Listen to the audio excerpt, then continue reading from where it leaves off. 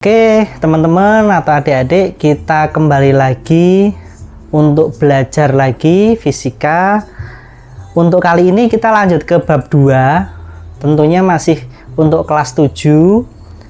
Materi yang kita bahas kali ini adalah asam, basa, dan garam. Materi ini tentunya belum masuk ke perhitungan dulu. Ini baru pengenalan tentang apa itu zat-zatnya, apa itu sifatnya, dan kegunaannya dulu. Makanya nanti teman-teman nggak usah takut apakah ini nanti fisika susah atau seperti apa, enggak. Nanti kita pelajari bareng-bareng supaya kita tahu dulu apa itu asam, basa, dan garam. Oke, next kita lanjut ke materinya.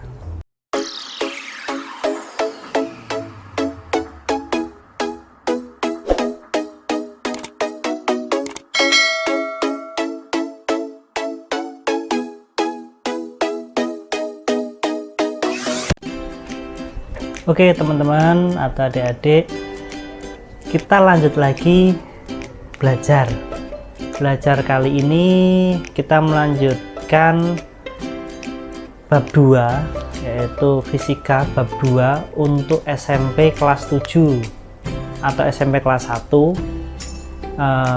dimana bab selanjutnya adalah asam, basa, dan garam, yaitu asam, basa, dan garam.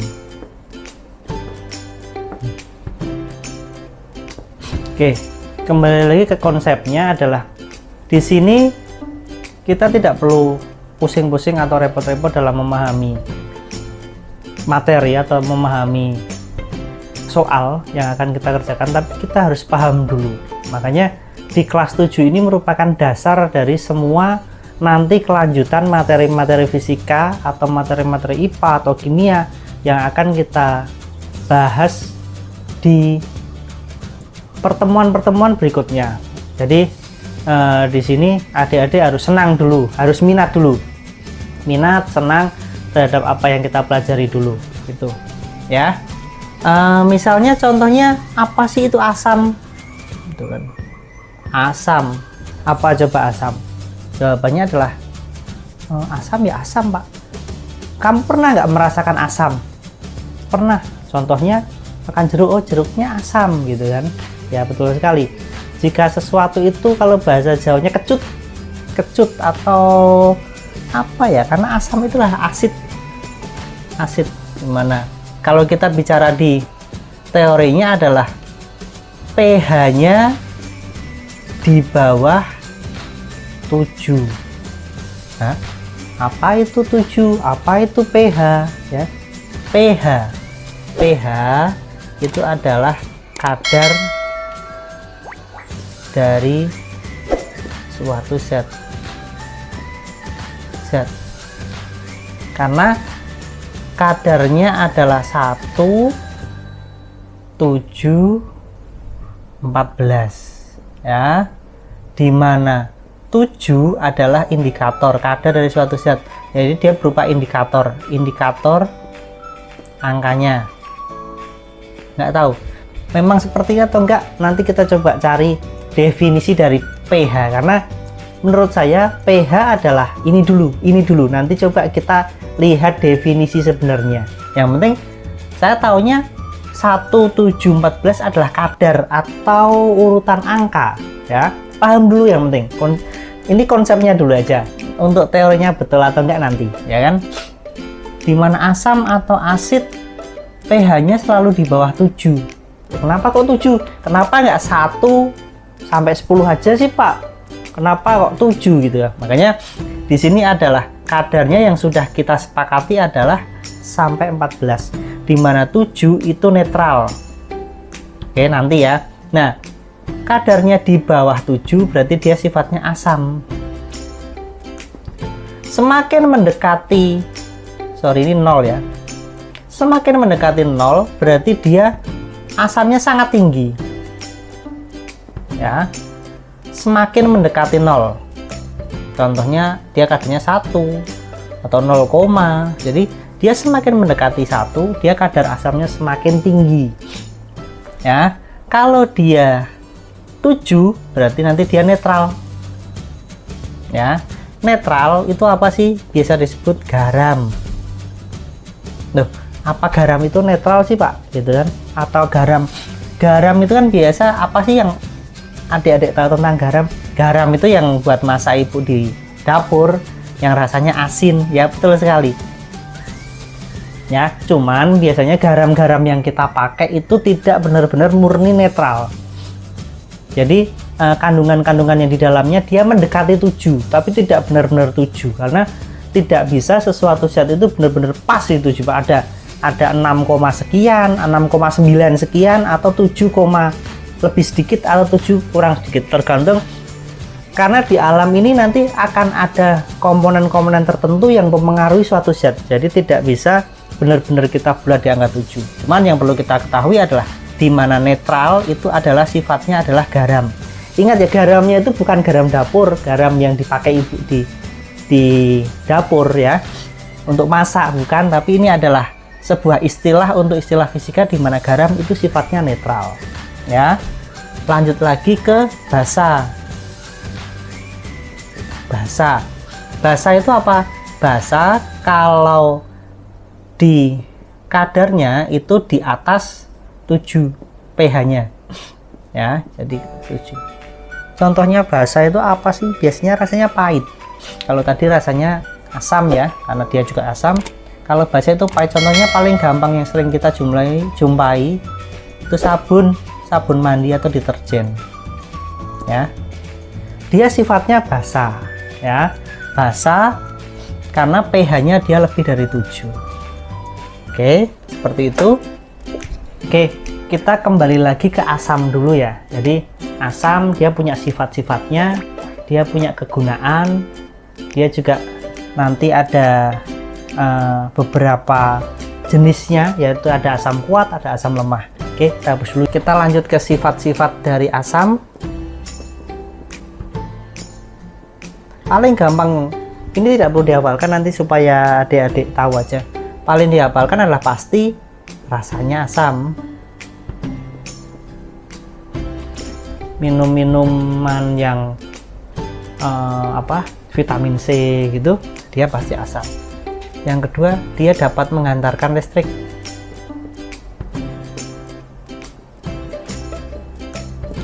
Ya, dia bisa mengubah kertas lakmus biru ke merah. Ini nanti kertas lakmus itu apa, nanti teman-teman bisa lihat, bisa browsing. Kalau enggak, ini nanti di sini nih. Nah, ini yang namanya kertas lakmus, ada biru, ada merah.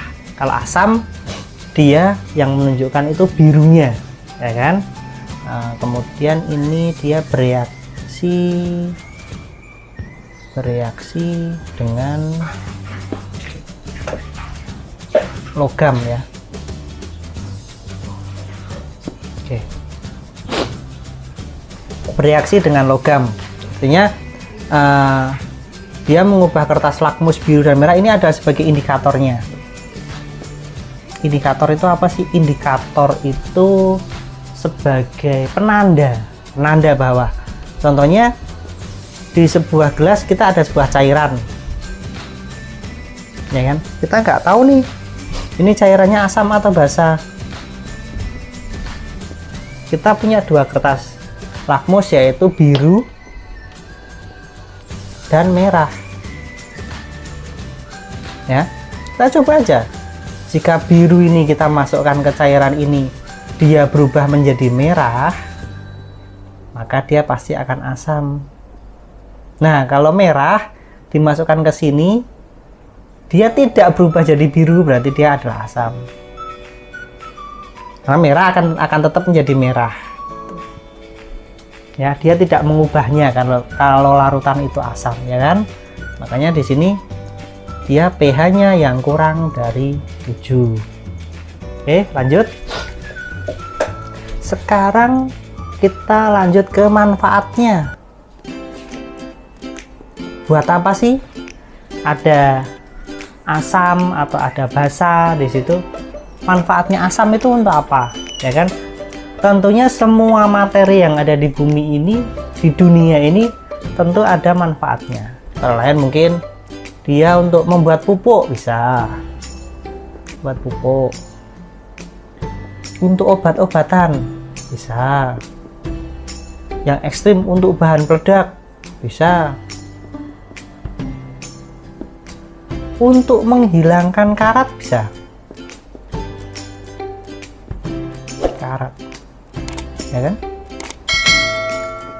Terakhir untuk apa ya? Pengawet makanan bisa. Pengawet makanan, ya. Dimana pengawetan makanan itu ada dua jenis, ada yang dia sifatnya pengawet makanan organik dan dia pengawet makanan sintesis atau buatan. Itu ya, organik dan sintesis. Organik itu tentunya sifat asam-asam yang berasal dari makhluk hidup, ya kan?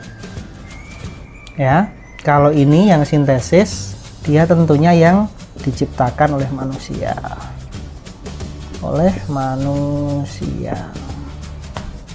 Tuh, kelihatan tulisannya? Sangat bagus sekali kan tulisannya. Lanjut, untuk yang kedua kita bahasnya adalah basa.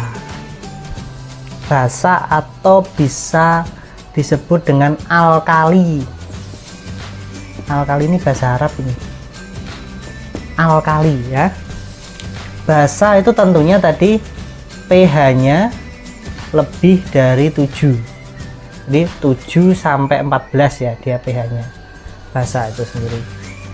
Makanya tadi contohnya adalah sabun, itu coba aja sabun di makan atau taruh lidah pasti dia akan terasa pahit, ya kan? Nah, oleh karena itu biasanya basa sering dipakai untuk di industri pembersih rumah tangga. Jadi segala macam dia yang berbau kayak apa, pembersih porselen, sabun, sampo gitu, semuanya memakai larutan yang sifatnya basah. Tuh. Terus fungsinya ini untuk pembersih rumah tangga, untuk obat-obatan juga bisa. Beberapa basa bisa dipakai untuk obat-obatan. Kemudian untuk basa itu indikatornya itu kertas lakmus merah berubah menjadi biru. Nah, perlu dihafalkan nggak sih? Basa merah biru, asam biru merah. Berarti kalau asam dia biru ke merah, AMB ya. Kalau basa merah ke biru, BMB ya. Oke, contohnya kita nggak tahu nih ini larutan apa. Ada dua kertas lakmus, biru dan merah ya, ada dua larutan. Jika dia basah maka biru dimasukkan ke sini tetap menjadi biru. Kalau merah dia menjadi biru, jadi di sini tetap jadinya biru terus. Nah, ini pasti basah ya, intinya gitu. Kalau untuk dia asam tadi, nah perbedaannya jika dia biru dimasukkan ke larutan pasti akan menjadi merah. Kalau dia kertasnya merah, dia tetap akan menjadi merah karena dia asam. Tuh. Indikatornya seperti itu. Oke. Kalau ada pertanyaan nanti tulis saja di kolom komentar. Kita lanjut lagi. Di sini tidak ada perhitungan untuk asam, basa, dan garam. Nanti untuk unsur-unsur penyertanya itu baru kita masuk ke hitungan. Tapi adik-adik atau teman-teman jangan takut terhadap hitungan ya. Jadi wah udah masuk hitungan nih, angka nih susah nih. Nggak seperti itu. Nanti kita sederhanakan aja supaya pengerjaannya kita jadi lebih mudah. Tetap aja tetap susah Pak, enggak, semua yang kita pelajari nanti akan bertahap lebih mudah. Jadi di saat nanti kita tidak bisa melewatinya, contoh jika kita bahas tentang kemarin, flashback lagi tentang panjang, di saat kita tidak bisa satuan, kita tidak bisa mengubah satuan, kita belum bisa perkalian, kita belum bisa pembagian, kita bisa balik lagi ke SD. Nanti akan saya terangkan dari basicnya atau alat-alatnya atau toolnya, karena toolnya matematika, alatnya matematika, yang kita bahas fisika. Sebenarnya kalau kita bahas fisika itu nggak ada hitungannya, cuman semuanya harus dihitung. Akhirnya kita memakai hitungannya adalah caranya dari matematika, jadi kita berkolaborasi. Kemudian kita ke indikatornya ya, indikator asam basa atau indikator pH, asam basa atau pH ya. Dia tadi kertas lakmus yang sudah tadi saya terangkan, sudah oke ya, tidak usah. Terus untuk ngetes lagi sekarang paling gampang itu ada pH meter. pH meter kita tinggal beli aja, beli di banyak sekali e-commerce atau apa. Dia begitu nanti ada sebuah larutan, tinggal dicelupin aja, ya kan? Masuk aja, nanti di sini akan terlihat pH-nya. Masukkan ke air. Contohnya seperti ini nih. Oke, lanjut lagi. Ini asam basa dan garam ini dimanfaatkan manusia itu untuk membuat suatu produk tertentu. Makanya biasa dinamakan dengan reaksi penggaraman. Ya, reaksi penggaraman itu apa? Reaksi yang dilakukan basa dan asam sehingga menghasilkan sesuatu yang netral. Ya, ini reaksi penggaraman itu seperti ini. Kemudian manfaatnya untuk apa sih? Manfaatnya di bidang mungkin apa? Kesehatan. Kesehatan itu untuk biasanya pas sakit gigi, mah, ya kan, mah itu kan tentunya perutnya, lambungnya itu asam, sehingga kita meminum sesuatu yang basa, biasanya berupa pil gitu, supaya untuk menetralkan lambung, gitu kan. Ada lagi untuk apa ya, bidang kesehatan sakit gigi, mah, yang lain lagi untuk pencernaan termasuk mah ya. Untuk apa lagi ya? Dimana, oh, dia biasanya antiseptik atau gara-gara digigit serangga itu juga bisa. Itu manfaatnya, beberapa manfaatnya kalau di bidang kesehatan. Ada lagi di bidang industri, itu untuk campuran-campuran logam ya guys. Oh sorry, untuk campuran-campuran logam ya teman-teman ya, logam. Kemudian bisa untuk pupuk juga bisa. Seperti ini. Inilah keterangan atau penjelasan dari asam, basa, dan garam. Cukup singkat, tidak ada hitungan, tidak ada rumus di sini karena ini hanya perkenalan dulu tentang sifat-sifatnya dulu.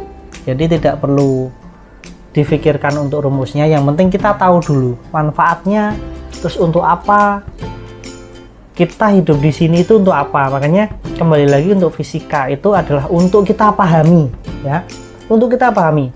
Sebenarnya dihitung perlu nggak? Perlu, dihitung itu perlu, cuman yang penting kita paham dulu. Dengan kita paham, nanti kita gampang untuk menghitungnya ya.